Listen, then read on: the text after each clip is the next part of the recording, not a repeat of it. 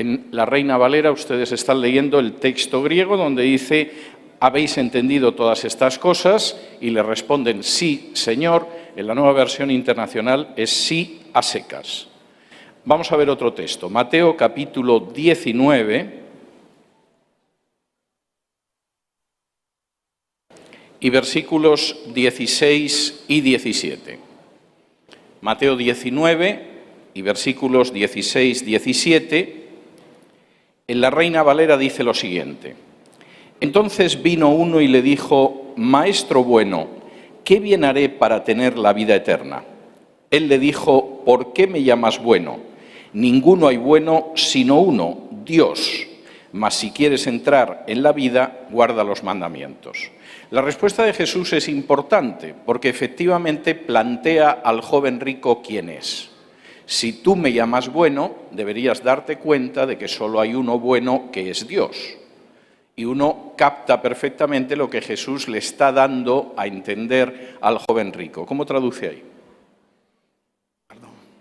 Sucedió que un hombre se acercó a Jesús y le preguntó: Maestro, ¿qué de bueno tengo que hacer para obtener la vida eterna? ¿Por qué me preguntas sobre lo que es bueno? Respondió Jesús: solamente hay uno que es bueno. Si quieres entrar en la vida, obedece los mandamientos. La diferencia es bastante clara. En el texto mayoritario, que es el que utiliza como base la Reina Valera, es obvio que está diciendo solo hay uno bueno, que es Dios. Si me estás llamando bueno, deberías sacar tus consecuencias. Esas consecuencias son imposibles de sacar en la Nueva Versión Internacional. Simplemente se ha suprimido hasta la palabra Dios. Acompáñenme a Juan capítulo 3. Aquí, en Juan 3, ya no desaparece una palabra, desaparece toda una frase y, por supuesto, resta importancia a la divinidad de Cristo. En Juan capítulo 3,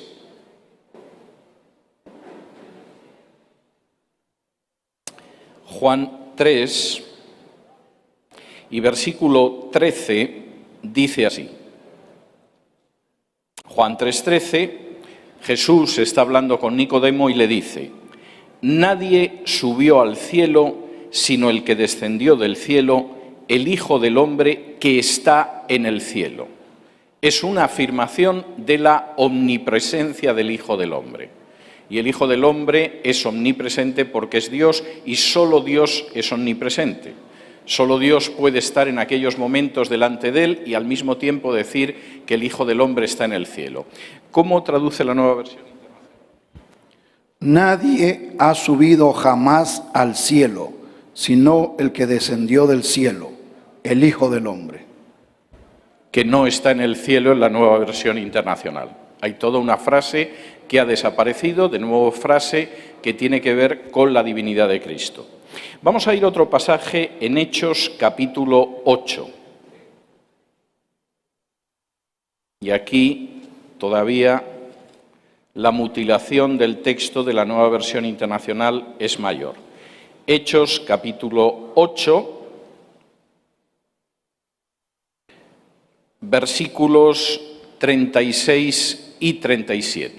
Y yendo por el camino llegaron a cierta agua, y dijo el eunuco: aquí hay agua, ¿qué impide que yo sea bautizado? Felipe dijo: si crees de todo corazón, bien puedes. Y respondiendo dijo: creo que Jesucristo es el Hijo de Dios. El episodio del eunuco ustedes lo conocen. Felipe empieza a predicarle el Evangelio a partir del libro de Isaías. El eunuco acepta la verdad y entonces dice: bueno, ¿qué impide que yo pueda ser bautizado? Y Felipe le dice: bueno, si crees de todo corazón, bien puedes. Y él dice: sí, creo, y además dice lo que cree. Creo que Jesucristo es el Hijo de Dios. ¿Cómo aparece eso en la Nueva Versión Internacional? Mientras iban por el camino, llegaron a un lugar donde había agua. Y dijo el eunuco: mire usted, aquí hay agua. ¿Qué impide que yo sea bautizado? Entonces mandó parar el carro y ambos bajaron al agua. Y Felipe lo bautizó. Fíjense, efectivamente, fíjense que el versículo... ¿Me escuchan? Sí, fíjense que el versículo donde Felipe dice creo que Jesucristo es el Hijo de Dios ha sido suprimido por completo. La Nueva Versión Internacional pasa del versículo 36 al versículo 38. El versículo 37 ha desaparecido por completo. Vamos a ver otro texto más donde de nuevo la divinidad de Cristo desaparece. Primera de Corintios, capítulo 15 y versículo 47. Un pasaje en el que Pablo está señalando los paralelos entre el primer Adán y el segundo Adán, entre el hombre terrenal y el hombre celestial, entre Adán y Cristo. Fíjense lo que dice 1 Corintios 15, 47. El primer hombre es de la tierra, terrenal. El segundo hombre, que es el Señor, es del cielo. La afirmación de Pablo es muy clara. El primer hombre era simplemente algo formado del polvo de la tierra, era terrenal. El segundo hombre es el mismo Dios, es el Señor y procede del cielo. ¿Qué dice la Nueva Versión Internacional? El primer hombre era del polvo de la tierra, el segundo hombre del cielo. No aparece la referencia a que ese segundo hombre es el Señor. Es bastante significativo, ¿no? Vamos a ver otro pasaje donde la Nueva Versión Internacional vuelve a mutilar otra vez la divinidad de Cristo. Primera carta a Timoteo, capítulo 3 y versículo 16. Es un texto de enorme importancia.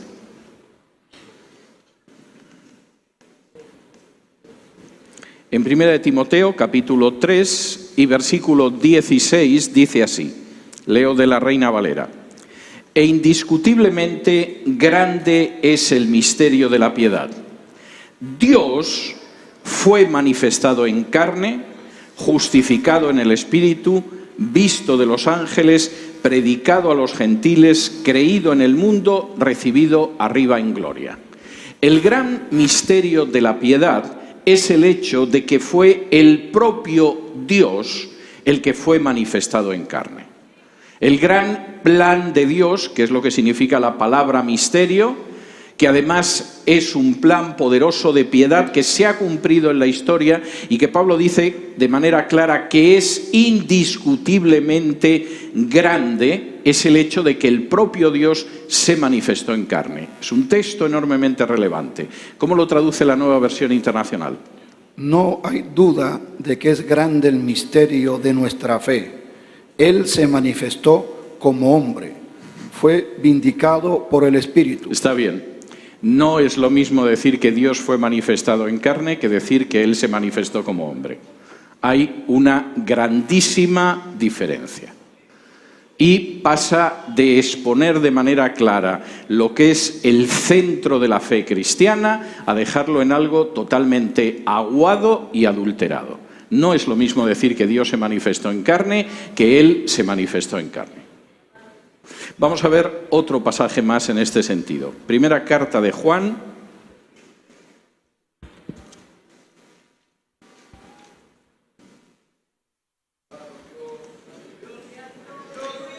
Primera de Juan, capítulo 5, donde de nuevo aparece una clara afirmación de ese gran misterio de la piedad que es Dios manifestado en carne. Dice así en Primera de Juan, capítulo 5 y versículo 7 en la versión Reina Valera. Porque tres son los que dan testimonio en el cielo: el Padre, el Verbo y el Espíritu Santo, y estos tres son uno. ¿Cómo tiene la Nueva Versión Internacional? Tres son los que dan testimonio. Ha desaparecido el Padre, el Verbo y el Espíritu Santo y la afirmación de que los tres son uno. Es llamativo, ¿verdad? Pero hemos visto solo algunos de los textos donde la Nueva Versión Internacional, también otras versiones modernas, adulteran, recortan y mutilan el mensaje de la divinidad de Cristo. Segundo, vamos a ver textos mutilados donde se habla de la salvación. Si me acompañan a Mateo, capítulo 9, los pasajes que vamos a ver en este segundo grupo son pasajes relacionados con la doctrina de la salvación. En Mateo capítulo 9 y versículo 13 dice así: Id pues y aprended lo que significa misericordia quiero y no sacrificio, porque no he venido a llamar a justos, sino a pecadores al arrepentimiento. ¿Cómo traduce? Pero vayan y aprendan lo que significa misericordia quiero y no sacrificio, porque no he venido a llamar a justos, sino a pecadores. El arrepentimiento desapareció. Es verdaderamente notable, ¿no? Pero la afirmación de Jesús es clara. Yo he venido a llamar a todos al arrepentimiento. Ese llamamiento al arrepentimiento desaparece en la nueva versión internacional. Es bastante claro. Vamos a ver otro pasaje en Mateo capítulo 18. Mateo capítulo 18 y versículo 11 contiene una afirmación de Jesús de enorme relevancia. Dice en Mateo 18, 11: porque el Hijo del Hombre ha venido para salvar lo que se había perdido. ¿Qué dice en el versículo 11 en la nueva versión internacional? Está suprimido. No hay versículo 11 en la nueva versión internacional. Pasa del versículo 10 al versículo 12. Vamos a ver alguna cosa más. Vamos a ir a Juan capítulo 6. Juan capítulo 6 y versículo 47. En Juan 6:47 de nuevo aparece una afirmación importantísima de Jesús. Es una fuente de esperanza y al mismo tiempo es un faro de salvación para todo el género humano. Pero fíjense en lo que dice Jesús. En Juan 6:47 dice: de cierto os digo, el que cree en mí tiene vida eterna. Hay una promesa de vida eterna presente ya y ahora para el que cree en Jesús. ¿Cómo aparece en la nueva versión internacional? Ciertamente les aseguro que el que cree tiene vida eterna. No el que cree en mí, el que cree en términos generales. Hay una enorme diferencia. Hay mucha gente que cree y eso no le da vida eterna. Como dice Santiago, los demonios también creen y tiemblan. Solo el que cree en Jesús tiene vida eterna. Esa verdad más que gloriosa aparece suprimida en la nueva versión internacional y en otras versiones. Vamos a ver otro texto relacionado con la salvación. Colosenses capítulo 1. Y más adelante en el curso de esta exposición comprenderán por qué había que mutilar Colosenses capítulo 1. En Colosenses capítulo 1 y versículo 14 está hablando del Hijo, está hablando de Cristo, y Pablo dice en Colosenses 1:14: en quien tenemos redención por su sangre, el perdón de los pecados, el perdón de pecados. ¿Cómo traduce la nueva versión internacional? En quien tenemos redención, el perdón de pecados. Desaparece la referencia a la sangre de Cristo. Luego vamos a ver en el curso de la exposición por qué era tan incómoda la sangre de Cristo para los que elaboraron ese texto griego del que se traduce la NBI y otras versiones. Pero de momento en Colosenses 1:14 la sangre de Cristo desaparece. Tercero, es un texto mutilado también en relación con profecías cumplidas. No solo aparece adulterado y mutilada la divinidad de Cristo, no solo aparece mutilada y alteradas las referencias a la doctrina de la salvación, sino también a profecías cumplidas. Si me acompañan a Mateo, capítulo 27, Mateo capítulo 27 y versículo 35, Mateo está describiendo la pasión y muerte de Jesús, dice en el versículo 35 del capítulo 27. Cuando le hubieron crucificado, repartieron entre sí sus vestidos, echando suertes, para que se cumpliese lo dicho por el profeta. Partieron entre sí mis vestidos y sobre mi ropa echaron suertes. Mateo tiene mucho interés no solo en narrar episodios de la vida de Jesús, sino en poder mostrar a otros judíos que Jesús es el Mesías, porque en él se cumplen profecías, como la profecía del Salmo, que señalaba cómo partirían entre sí los vestidos del Mesías y cómo echarían suerte sobre su ropa. ¿Cómo aparece en la NBI? Lo crucificaron y repartieron su ropa echando suertes. Ha desaparecido toda la segunda parte del versículo, donde se señala que era para que se cumpliera la profecía, y se cita el Salmo del que se cumple la profecía. Desde luego, si quieren ustedes saber que en ese episodio de la vida de Jesús se cumplió la profecía, no será gracias al Evangelio de Mateo, tal como está en la Nueva Versión Internacional. Vamos a ver otro texto más de profecías suprimidas. Marcos, capítulo 15.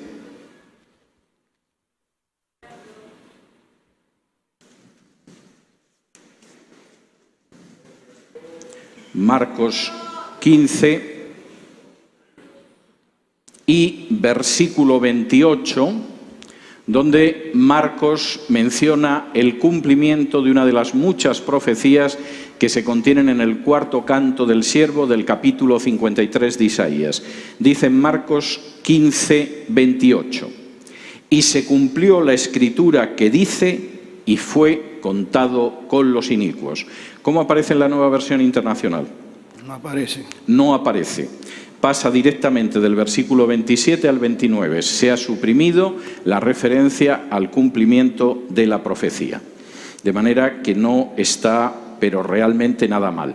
No solamente hay textos en esa versión de la Biblia adulterados, suprimidos y mutilados sobre la divinidad de Cristo, sobre la salvación o sobre las profecías mesiánicas, también sobre la vida cristiana. Vamos a ver de nuevo algunos botones de muestra, aunque quiero insistir en el hecho de que esos botones de muestra son solo botones de muestra. Son decenas, decenas y decenas de textos los que han sido adulterados, cambiados, manipulados y mutilados en la Nueva Versión Internacional y en otras versiones. Vamos con algunos textos sobre la vida cristiana. Acompáñenme a Mateo capítulo 6, donde Mateo recoge el ejemplo de oración que dio a sus discípulos y que conocemos convencionalmente como el Padre Nuestro. En Mateo capítulo 6 y versículo 13 dice así, Mateo 6, 13, y no nos metas en tentación, mas líbranos del mal, porque tuyo es el reino y el poder y la gloria por todos los siglos. Amén. ¿Cómo dice la Nueva Versión Internacional? Y no nos dejes caer en tentación, sino líbranos del maligno. Y el reino, el poder y la gloria por todos los siglos, amén, que deberíamos recordar en la oración, no lo van a encontrar en la Nueva Versión Internacional ni en otras versiones modernas. Ese versículo ha sido mutilado. Mateo capítulo 23.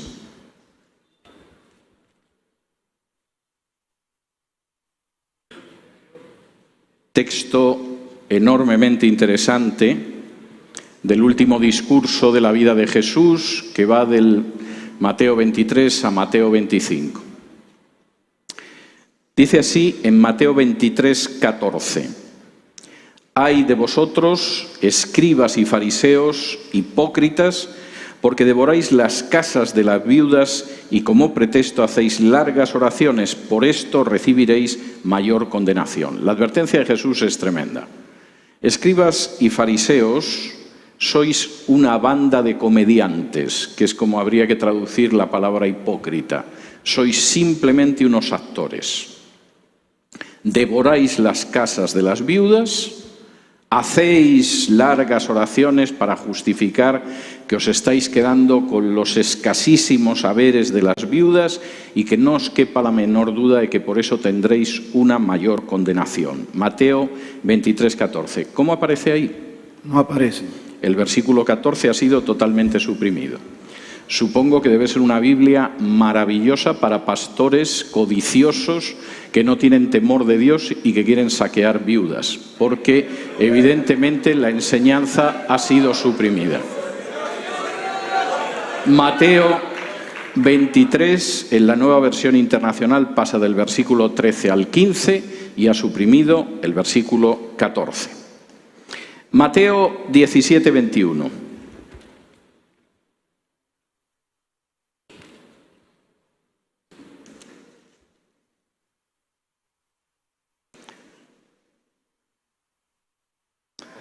El texto de Mateo 17, 21 aparece al final de la historia del joven endemoniado, cuyos demonios los apóstoles no habían conseguido expulsar y Jesús los expulsa.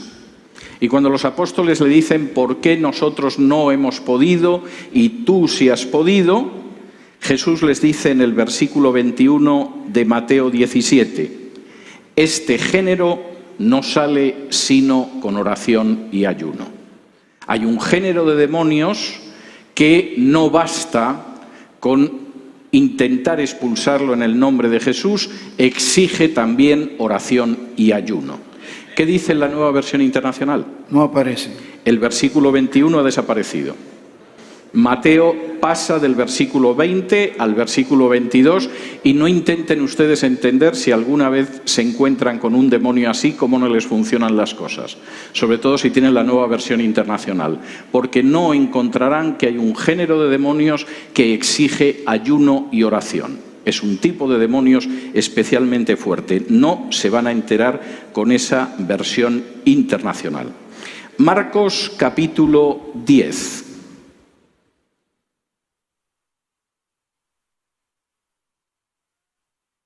Marcos 10,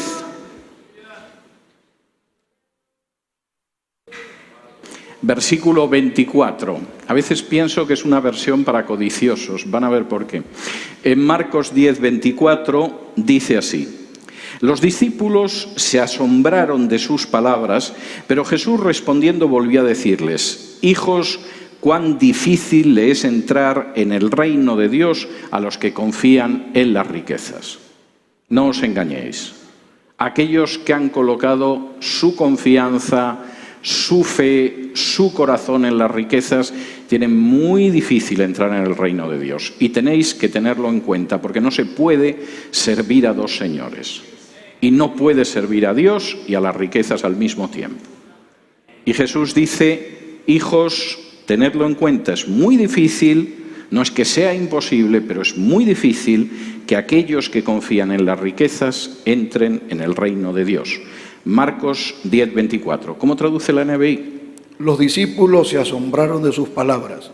Hijos, qué difícil es entrar en el reino de Dios, repitió Jesús.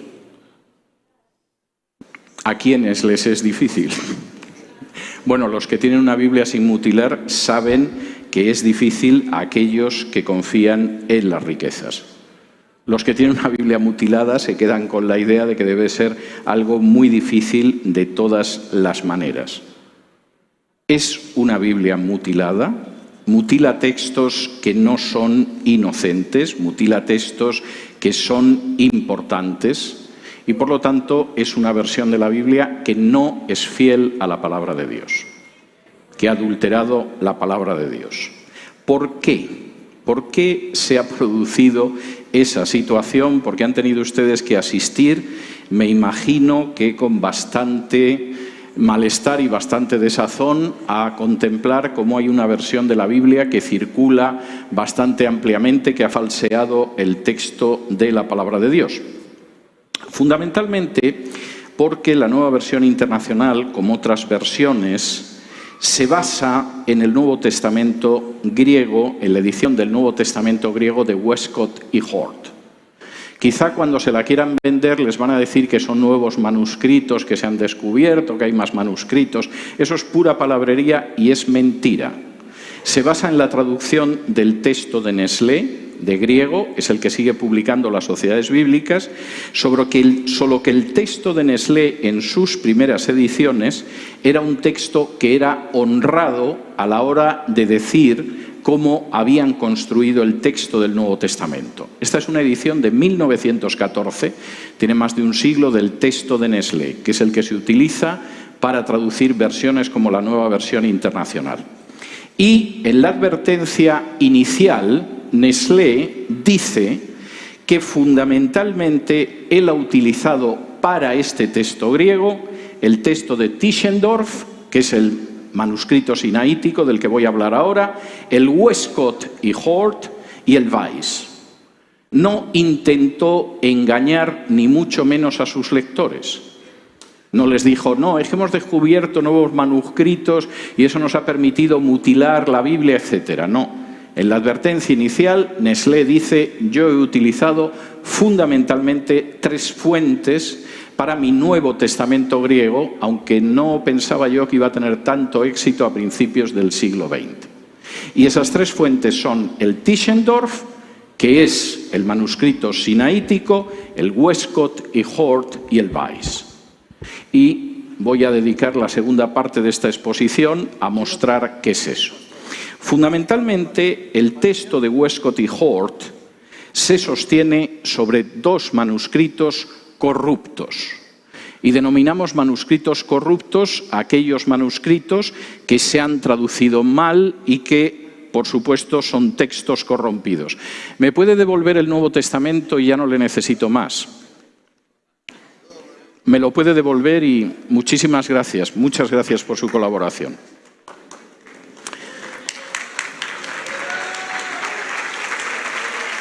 Bien, el sinaítico y el vaticano son los textos más corruptos de la transmisión del Nuevo Testamento. John Burgon, que era un especialista en crítica textual del Nuevo Testamento, los calificaba como los más corruptos de todos.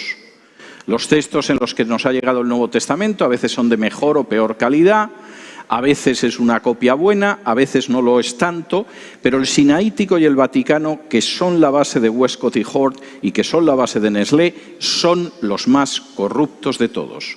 Uno se preguntaría por qué escogemos los textos más corruptos de todo. ¿Qué significa eso? Se lo voy a comentar.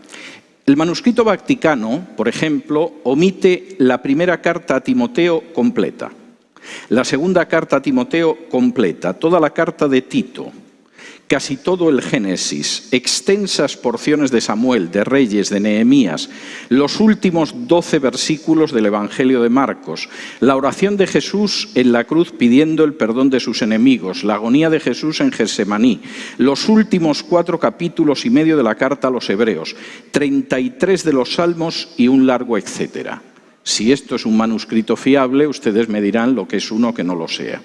Pero además, el Vaticano incluye libros apócrifos como Tobías, Judith o la historia de Bel y el dragón, que ya aparecen en algunas versiones ecuménicas de la Biblia. El texto vaticano le encanta a la Iglesia Católica, de hecho regaló una copia del mismo a cada obispo que fue al Concilio Vaticano II, pero para que ustedes se hagan una idea de hasta qué punto es un texto corrupto, enfrentado con el texto mayoritario del Nuevo Testamento, que es el 98% de los manuscritos del Nuevo Testamento, que es la base de la Reina Valera, el texto vaticano suprime 2.877 palabras, añade 536 que no están en el texto, sustituye 935, cambia de lugar 2098 y modifica 1132. El texto corrupto vaticano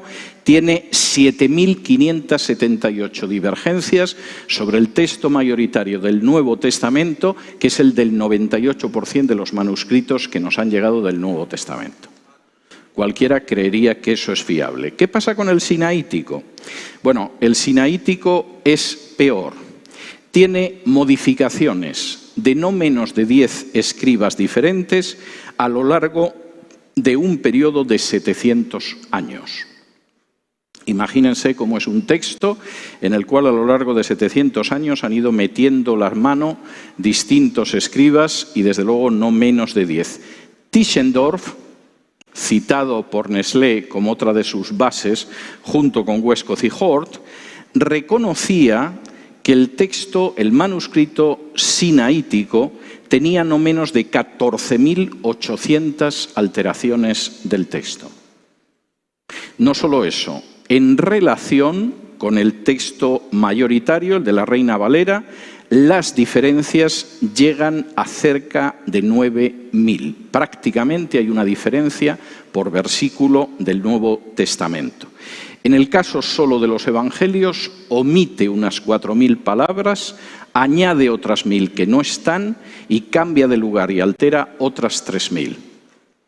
Es un texto profundamente corrupto y además quisiera decirles que las omisiones son tremendas. El final de Marcos y de Juan no están. Hay 39 palabras en Juan 19 del 20 al 21 suprimidas, hay 20 palabras suprimidas en Juan 20 del 5 al 6, hay 19 palabras suprimidas en Marcos 1 del 32 al 4 y por supuesto textos enteros como el de Primera de Juan 5, 7. El Sinaítico y el Vaticano son textos corruptos, pero además ni siquiera coinciden entre sí. Si uno compara el Sinaítico y el Vaticano y compara el texto del Nuevo Testamento, no hay menos de 12 diferencias por página. Y el 70% de los versículos de los Evangelios son distintos en el Sinaítico y en el Vaticano. Son los dos textos más corruptos. Basar una edición del griego del Nuevo Testamento sobre eso es verdaderamente escandaloso. Pero además son textos tardíos, son textos del siglo IV, posteriores incluso a traducciones del Nuevo Testamento a lenguas vulgares que nos muestran una base como la del texto mayoritario, y además el Sinaítico y el Vaticano son textos minoritarios, menos del 5%, subrayo, menos del 5%.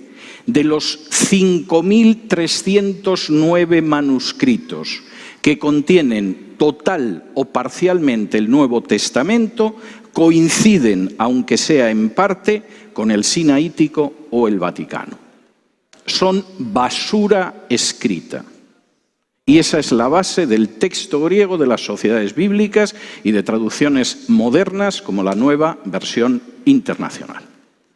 Ahora, ¿qué pasa con el texto mayoritario que les están diciendo que es un texto sobre pocos manuscritos, que tenía Erasmo, que no es fiable, etcétera, etcétera? Vamos por partes. Primero, el texto mayoritario es el texto reflejado en más del 90% de los más de 5.000 manuscritos totales o parciales que tenemos del Nuevo Testamento. De manera que cuando ustedes leen la versión Reina Valera, están leyendo la traducción de lo que dice más del 95% de los manuscritos que tenemos. Y frente a eso les presentan una mezcla de dos manuscritos corruptos. Segundo, y esto es muy importante, el texto mayoritario es mucho más antiguo que los textos sinaítico y vaticano. De hecho, las traducciones que tenemos de la Biblia ya en el siglo II son traducciones como su Reina Valera y reflejan el texto mayoritario, no el texto crítico que pueden encontrar en la Nueva Versión Internacional. Tercero, ese texto mayoritario es el que además aparece de manera aplastante en los documentos cristianos primitivos.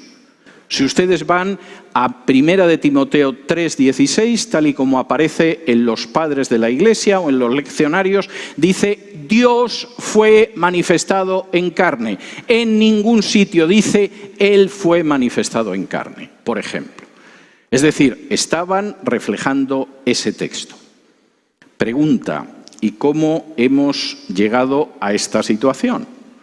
¿Qué es lo que hace que al final, en vez de basarnos en más del 95% de los manuscritos del Nuevo Testamento que forman el texto mayoritario, en vez de basarnos en la base que sirvió para la traducción de las grandes Biblias de la Reforma, no solo la Reina y Valera en español, sino la versión de Ginebra o la versión del Rey Jaime en inglés o la Biblia de Lutero en alemán, es decir, las Biblias de la Reforma, ¿qué es lo que hace que en vez de basarnos en un texto fiable más antiguo, que son las Biblias de la Reforma, pero también las traducciones del Nuevo Testamento que ya se hacían en el siglo II, nos basemos en un texto corrompido cuya base son el Sinaítico y el Vaticano, recogidos y cocinados por Westcott y Hort, como reconoce el propio Nestlé, pero ya no aparece en las ediciones en griego de las sociedades bíblicas?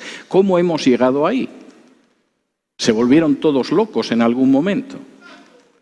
Quisiera señalar que hemos llegado ahí porque la razón es una conspiración de carácter ocultista. Y Westcott y Hort no solamente defendían una teología antibíblica, sino que eran ocultistas. Permítanme en los próximos minutos que les relate algo acerca de Westcott y Hort. En primer lugar, Westcott y Hort negaban la inspiración de la Escritura. No creían que la Escritura hubiera sido inspirada por Dios. En 1851, Hort señalaba a su juicio lo que él consideraba la herejía ortodoxa común. La herejía ortodoxa común era creer en la inspiración de la Biblia. 7 años después, en 1858, Hort decía que había una cosa que le separaba directamente de los evangélicos. Él podía ser un protestante, podía ser anglicano, pero aborrecía a los evangélicos y había una razón que le separaba de ellos, y es que creían en la autoridad de la Biblia. Literalmente decía lo siguiente: los evangélicos me parecen pervertidos. Me temo que las diferencias más serias que existen entre nosotros giran sobre el tema de la autoridad, especialmente la autoridad de la Biblia. Los evangélicos son unos pervertidos espiritualmente, y hay una razón fundamental por la que debe de quedar claro que son unos pervertidos. Le conceden autoridad a la Biblia. Eso es absolutamente intolerable. En 1860, en su correspondencia, Westcott y Hort insistían en que no podían aceptar que las Escrituras fueran infalibles. Y concretamente escribía Westcott: rechazo la palabra infalibilidad de las Santas Escrituras de manera contundente. No puedo aceptar que se diga que la Biblia no se equivoca, no yerra, no es falible. En 1862, Hort, además, indicaba en una carta la necesidad de que el clero inglés no sea obligado a mantener la absoluta infalibilidad de la Biblia. De modo que Westcott y Hort, la base del Nuevo Testamento de Nestlé, la base de traducciones como la Nueva Versión Internacional, en primer lugar era gente que consideraba que los evangélicos eran pervertidos porque creían en la autoridad de la Biblia y en el hecho de que la Biblia no contiene error. Por supuesto que la Biblia no tiene autoridad, por supuesto que la Biblia contiene errores. En segundo lugar, Westcott y Hort negaban la divinidad de Cristo, lo cual explica esos textos sobre la divinidad de Cristo que aparecen mutilados en su edición del Nuevo Testamento. Y desde luego esto es algo bastante claro. Por ejemplo, refiriéndose a Jesús, Westcott podía decir: nunca dijo que era Dios, nunca habla de sí mismo directamente como Dios, sino que la finalidad de su revelación fue llevar a los hombres a que vieran a Dios en él. Por supuesto, un texto que dice que Dios fue manifestado en carne o que el Padre, el Verbo y el Espíritu son uno, era algo que Westcott y Hort no podían aceptar. Lo vamos a quitar del texto de la Biblia y lo quitaron. Negaban también la resurrección corporal de Cristo. Y esto es algo verdaderamente tremendo. Por ejemplo, Westcott, analizando el texto de Juan 2:19, donde Jesús profetiza que va a levantar el templo de su cuerpo y anuncia la resurrección, y como dice Juan, cuando resucitó, de pronto todos entendimos lo que había querido decir. En aquel momento dijimos, ¿qué es esto del templo de mi cuerpo? Pero cuando resucitó lo entendimos. Westcott escribe: la resurrección de Cristo fue que el templo se levantara de nuevo. La completa restauración del tabernáculo de la presencia de Dios a los hombres, perpetuado en la Iglesia, que es el cuerpo de Cristo. Cristo no resucitó. Hay un cuerpo de Cristo que es la Iglesia. De modo que no les sorprenda que la Iglesia no se pueda enterar de ciertas cosas porque los versículos los han suprimido en el texto griego de Westcott y Hort. Lo mismo cómo enfrentarse con cierto tipo de demonios, que cómo proclamar el poder y la gloria de Dios, que en un momento determinado cómo tienen que evitar la codicia en su seno. Cuarto, Westcott y Hort aborrecían la doctrina de la expiación. La idea de que efectivamente la sangre de Cristo nos limpia de todo pecado era insoportable. El 16 de noviembre de 1849, Hort escribía lo siguiente: finalmente, las misteriosas palabras de San Pablo, sin derramamiento de sangre no hay remisión de pecado. Es un texto que aparece, por ejemplo, en la carta a los Hebreos. He trabajado tan a fondo en vano para comprender en cierta medida lo que es esta idea, que espero que profundizarás y ampliarás las nociones que ya me has dado. El lenguaje no puede definir con cuidado el arrebato de horror sobrecogedor que se mezcla con mis pensamientos cuando escucho que se afirma esta doctrina.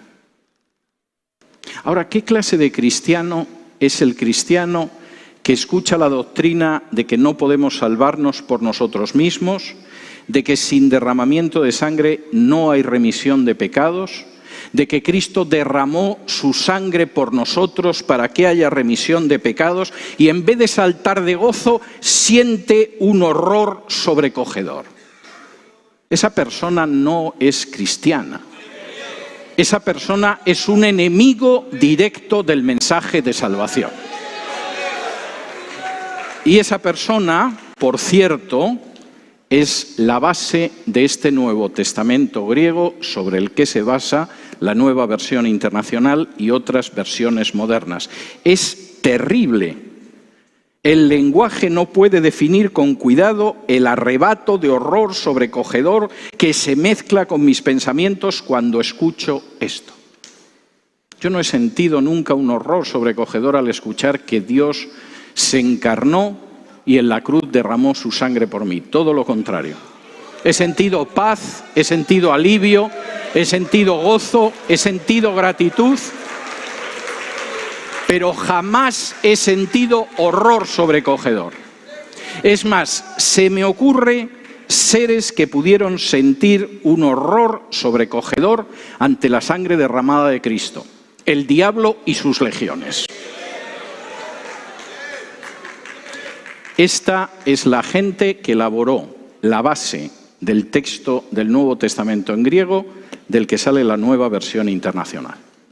Por si fuera poco, tanto Westcott como Hort creían en las apariciones marianas y, desde luego, tenían una auténtica aversión por todo lo que pudiera ser la teología evangélica. Pero no acaba aquí la cuestión. Westcott y Hort eran profundamente ocultistas. Por la correspondencia, de Westcott y Hort, sabemos que en el año 1842 acudía a hechiceros. En una de sus cartas relata uno de esos encuentros de la siguiente manera: por la tarde voy con Tom al brujo, pero no se atreve a actuar delante de nosotros. De modo que Westcott y Hort, que sentían un horror sobrecogedor ante la doctrina de la expiación, y que por supuesto en Colosenses 1 han quitado la sangre de Cristo de uno de los versículos, porque seguramente la mención de la sangre de Cristo les provocaba este tipo de horror, al mismo tiempo visitaban a hechiceros. No quedó ahí las cosas. En 1845, Westcott y Hort fundaron un grupo ocultista y secreto al que llamaron el Club Hermes. En la mitología griega, Hermes es un dios que es el mensajero de los dioses. Se le suele representar con unas alas en los pies que hace que vaya a entregar los mensajes con más rapidez. Pero en el ocultismo contemporáneo, como dice Madame Blavatsky, una de las fundadoras de la Sociedad Teosófica, en su libro La Doctrina Secreta, Satanás o Hermes son completamente el mismo.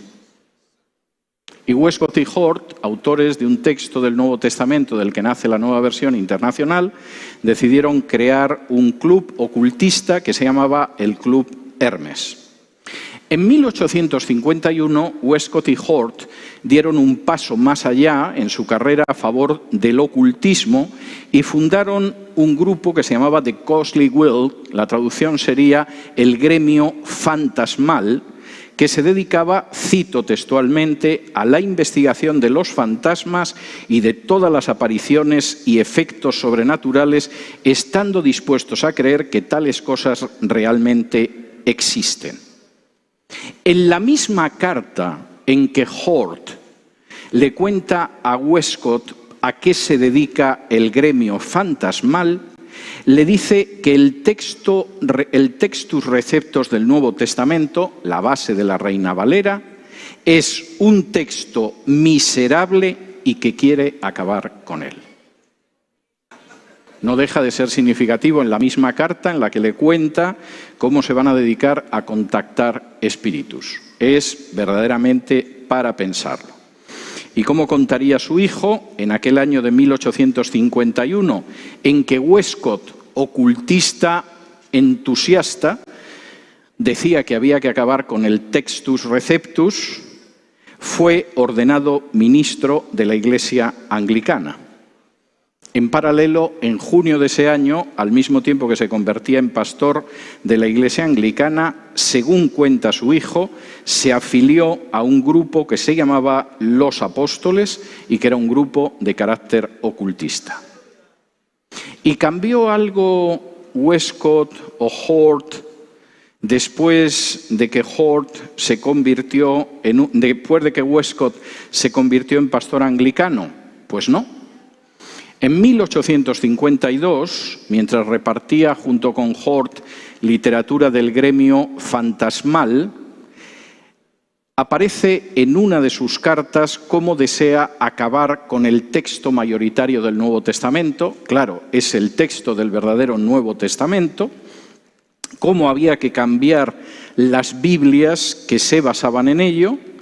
Y cómo estoy sumamente ansioso por proporcionar algo que pueda reemplazarlos.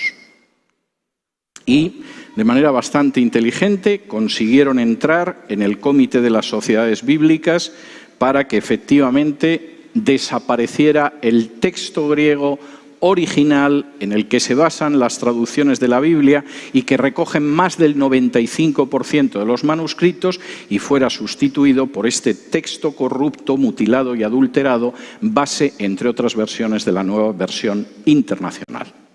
En 1858, en su plan de acabar con el texto original del Nuevo Testamento y sustituirlo por un texto falseado, Hort le escribía a Westcott: actualmente, muchos hombres ortodoxos, pero racionales, están siendo modelados sin saberlo por influencias que con seguridad darán buen fruto a su debido tiempo, si se permite que el proceso discurra con tranquilidad. Hay gente que es ortodoxa, que cree en la Biblia, pero los estamos modelando de tal manera que acabarán aceptando un texto de la Biblia que está adulterado.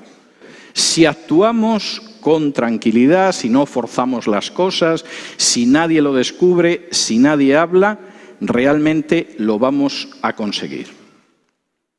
En 1871, Westcott y Hort fueron invitados a formar parte del comité que iba a revisar el Nuevo Testamento en inglés.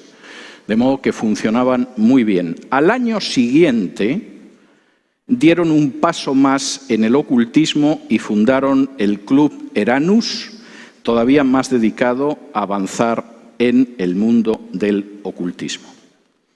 Pero en 1881, Westcott y Hort consiguieron que se publicara el Nuevo Testamento griego, que a partir de entonces sustituiría al texto mayoritario, y también una versión revisada del Nuevo Testamento sobre la base de su corrompida teología y de su todavía peor conocimiento de las Escrituras y del texto griego. ¿Y qué pasó después? Pues la mayoría de la gente no sabía que Westcott y Hort eran ocultistas.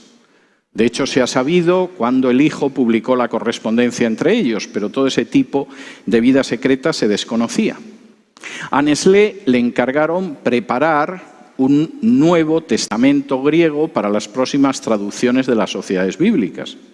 Y Nestlé, inocentemente, tomó el Westcott y Hort, el Tischendorf, que está basado en un texto corrompidísimo del Nuevo Testamento, y con ello apareció el Nuevo Testamento griego de Nestlé.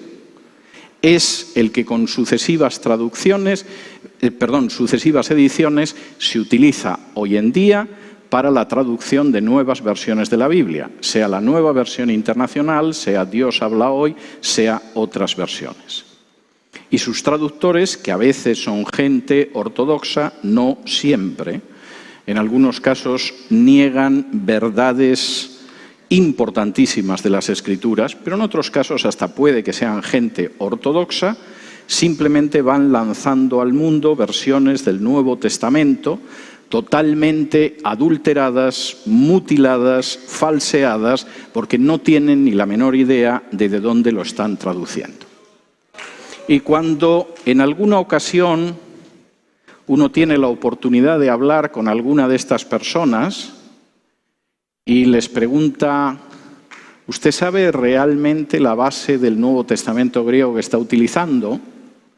Uno se encuentra que la persona en cuestión tiene una ignorancia verdaderamente pavorosa. No tiene ni la menor idea de cuál es la base del texto de Nestlé, porque posiblemente no conoce las primeras ediciones, ignora quién es Westcott y Hort, y simplemente le han dado un texto adulterado, mutilado y falseado, que niega doctrinas esenciales de las Escrituras, y sobre ese texto se ha puesto a traducir sin saber más. Es como si uno de pronto recibe una carta de su hija, se cree lo que dice la hija, pero resulta que no lo ha escrito la hija ni por aproximación, sino su compañera de cuarto en la universidad.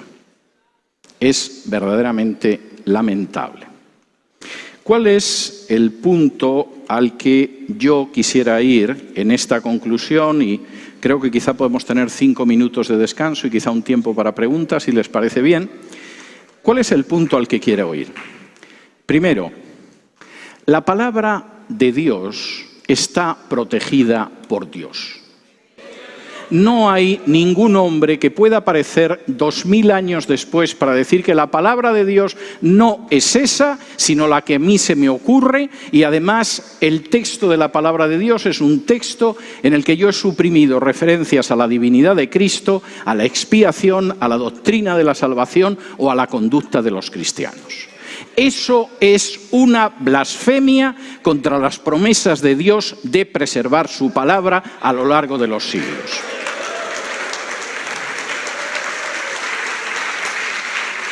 Segundo, los argumentos para ir en contra del texto mayoritario del Nuevo Testamento son ridículos o directamente falsos. No se ha descubierto ningún nuevo manuscrito que altere lo que aparece en el texto mayoritario. Es mentira.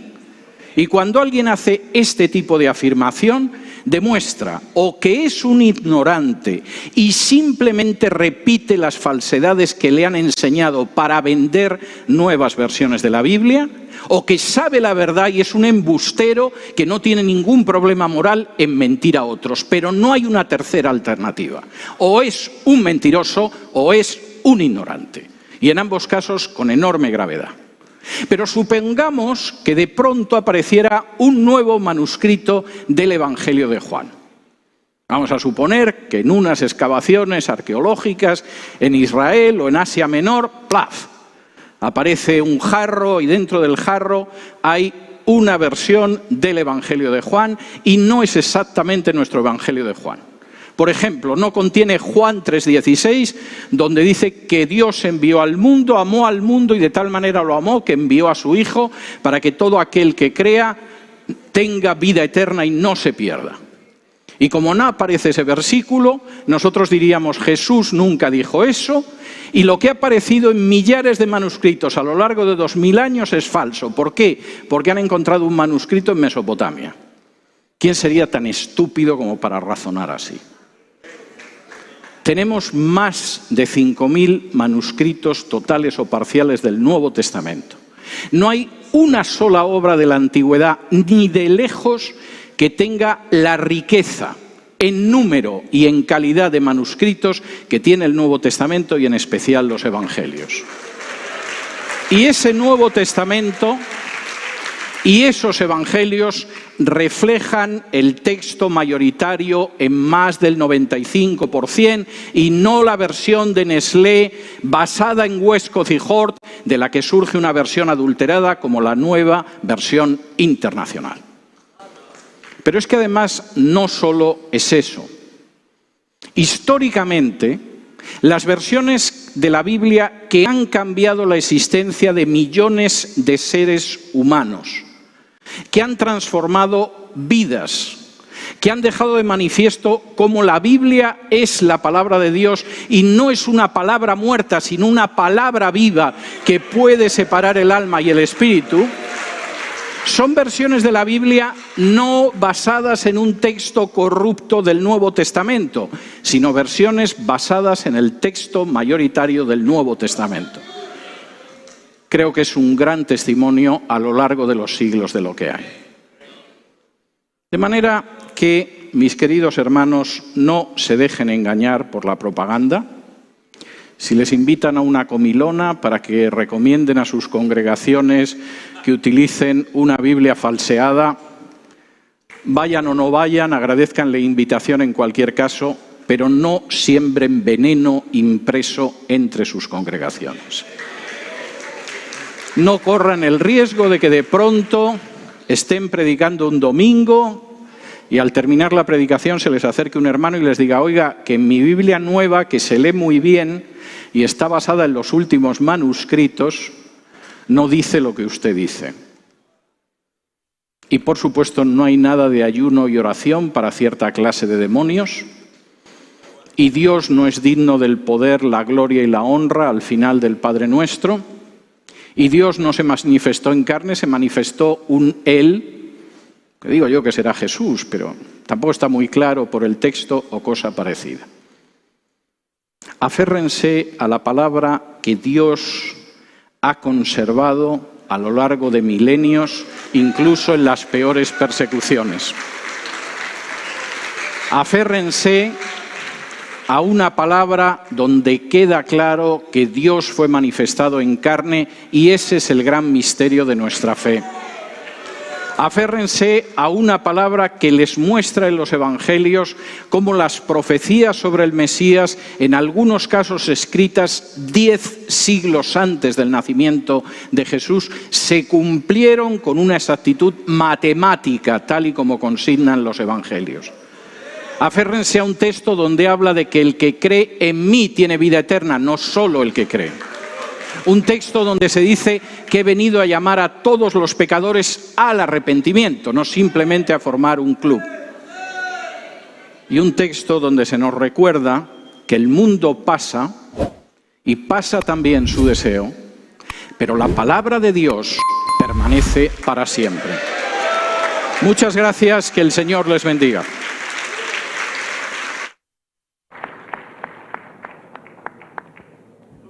10 minutos de descanso y luego unas preguntas. Sí, creo que vamos a tener un descanso. Escriban, por favor, las preguntas que les hayan surgido. Me las dan cuando regresemos e intentaré contestar las más que pueda. Muchas gracias.